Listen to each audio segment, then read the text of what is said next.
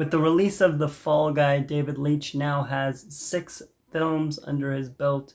So this is my ranking of all 6 David Leitch movies. Hello everybody, my name is Jesse and welcome back to another video on my channel. With the release of The Fall Guy recently, David Leitch now has 6 films that he's done, directed. So this is my ranking of all 6 David Leitch movies. In 6th place, I have Once Upon a Deadpool. This is kind of a PG-13 version of Deadpool 2 with Fred Savage, the kid from A Princess Bride, coming in and playing a role. I think it's decent. I don't dislike this movie. I think it has some fun moments between the two characters, and I think it's fun to see some like kind of deleted footage from Deadpool 2. But at the end of the day, Deadpool just isn't the same without his R rating. It's not as violent and it's not as vulgar with the language and jokes. So it's a good movie, but I'll always like the other 2 Deadpool movies much more. In 5th place, I have Bullet Train. This was a movie that came out about 2 years ago, I think, with Brad Pitt. And Brad Pitt is kind of this assassin that has to ride this Japanese bullet train to get something from these guys. I'm going to be honest, I've only seen this movie once, so I really don't remember that much about it. And I think that's probably why it's lower on my list. It's a little more forgettable than a lot of his other films, and I just didn't love it as nearly as much as his other movies. It was still decent. I enjoyed it. I liked Brad Pitt's character a lot. Aaron Taylor-Johnson was also fantastic. And this movie has, I think, some kind of decent action. It's just not one of my favorites of his. In 4th place, I have Hobbs and Shaw. This was a Fast and Furious spin-off with Dwayne Johnson's character, Luke Hobbs, from the last couple Fast and Furious movies, and Jason Statham. I really enjoyed this movie. I've seen it twice. I just rewatched it recently before doing this video, and I really enjoyed it. I enjoyed it a lot more than I did the first time around. I think it's kind of fun to see the rivalry between the 2 characters, and both of them are kind of battling each other the entire movie, with kind of thinking that each one is thinking that they're better than one another, and they both have their moments to kind of show off to the other one, and I think it's really fun to see. Also some really unexpected appearances in this movie, especially Ryan Reynolds' character. I completely forgot that he was in it, so when he showed up, a huge smile appeared on my face. I think Idris Elba is pretty decent as the villain. Vanessa Kirby is fantastic. And overall, I just think this is a really solid entry in the Fast and Furious franchise with some really cool action. It's not nearly as good as a lot of the Fast and Furious movies, of course. But I do think it's really good, and it's a solid entry in David Leitch's filmography. Number 3, I have The Fall Guy, David Leitch's newest movie that just came out a couple of weeks ago, and I absolutely loved this movie. Go check out my review on it. I'll leave a link down in the description below. I loved this movie. I really love how this movie went kind of behind the scenes of what it takes to do stunts in movies, and I like how they kind of pointed out how stuntmen are really taken for granted in the film industry a lot of the times. Like, they don't get recognized at the Oscars. There's no awards for doing stunts, and without these people to do stunts, without stuntmen, we wouldn't be able to get movies like the John Wick franchise or Fight Club or really any other action movie. I mean, when you think of any action movie, there are stuntmen, and you never see them, of course. You're only seeing the actor's face because they use camera tricks and technology and whatever to hide it, but they're always there. and without them, we wouldn't be able to get these types of movies.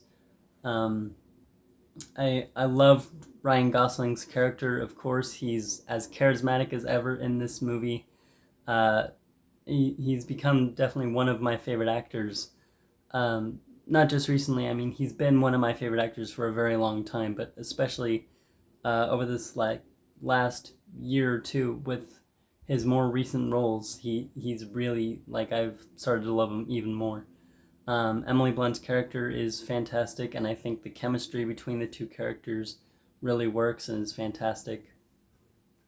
And I love that David Leitch did a movie like this because David Leitch started his film career as a stuntman. He was Brad Pitt's stunt double in Fight Club, I believe. That's how he got his start. So I love that he was the person to do a film like this, and I think he really pulled it off super well. I loved this movie. These next two I've been going back and forth on. I just watched my number two spot a couple of days ago and absolutely loved it. I've been going back and forth on these two, but this is what I'm going to stick with. My number two spot is Atomic Blonde. This was David Leitch's very first solo directorial movie. He co-directed John Wick with Chad Stahelski, but he wasn't credited. So this was technically his first film, and it blew me away. I expected to love it because I love action movies. I love Charlize Theron, so I knew I was going to like it. But I did not expect to like it this much. This was an extremely impressive film for being David Leitch's first movie. I think the action choreography is phenomenal.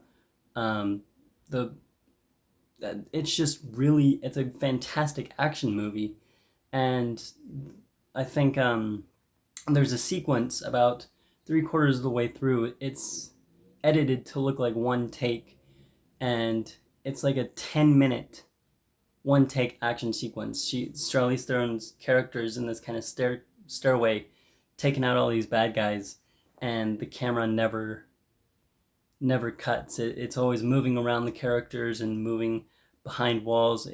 It's awesome, and it took me a couple minutes to realize that it was actually one take, and then I was like, oh my god, the camera hasn't, this is all one take, the camera hasn't cut yet, this is amazing. And then I looked it up later that night to see how they did it, and David Leitch and his crew, they did about 40 separate shots of they split the sequence into 40 different shots, and then they would do 10 to 15 takes of each shot and then pick the best one, and they have to match to that exact shot. And it was complicated because in order to make it look realistic and to really fool you into looking like one take, they needed to pick the camera up at the exact same angle, the exact same momentum, especially when the camera was moving at an odd angle. And it blew me away. I thought it was phenomenal. I loved this movie, and it almost took my number one spot. So my number one is Deadpool 2. I love Deadpool. I love both of the Deadpool movies, and Deadpool 2, I don't know which one I like more, but I just rewatched both of them. I don't know which Deadpool movie I prefer, but Deadpool 2 was a fantastic sequel. Immediately right off the bat, it ups the ante on both the jokes and the violence. This is possibly the funnier Deadpool movie. I mean, it's just a joke a second. It's just constantly, and it's absolutely hilarious. I think the addition of Russell is fantastic.